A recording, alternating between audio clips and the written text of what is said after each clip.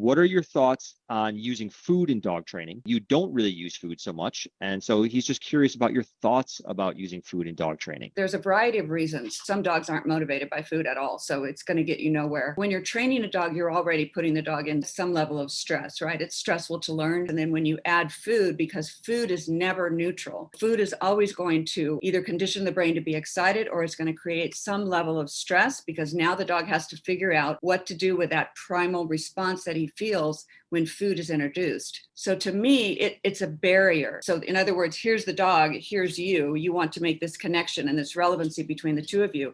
And then there's food. I try to just teach the dog to come directly to me, and I don't introduce food. I don't believe in a cookie cutter approach, and some approaches are better with some dogs and with some people than others. So this is just my way of doing it. So if you're not using food, like what's your primary way of teaching those new things? So it's one thing we're trying to tell a dog not to do something, but if we're going to teach something new, like place or calm or down, do you love leash pressure? Do you love e-collar? Is it just like whatever works for the dog? Dogs want to work for us. A dog by definition lives with structure, rules, boundaries, and again, in their natural world. That's what they do all day. Things fall apart for dogs when they don't have guidance, they don't have leadership, and they don't know what their role is. And so I believe that there's a reward in the process of learning something. They love it. They love to work. Just to clarify, if you're not luring them onto the place, how are you getting them there, and how are you teaching them to stay there? What tools are you using instead of the food lure? What I teach everyone is different forms of pressure. There's so many forms of pressure, and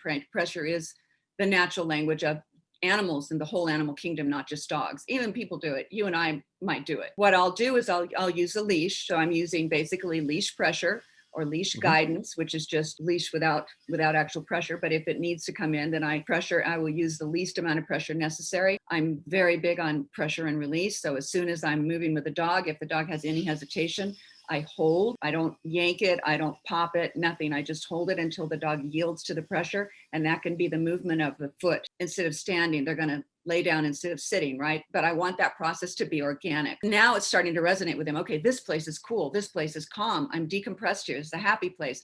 If he learns it on his own, instead of being shoved or pulled or yanked, I want you in this position on this bed. So I'll just stand there.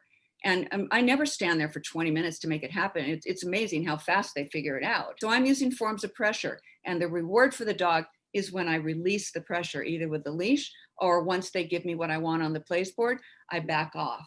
So they've yielded to my pressure. I release the pressure by backing off.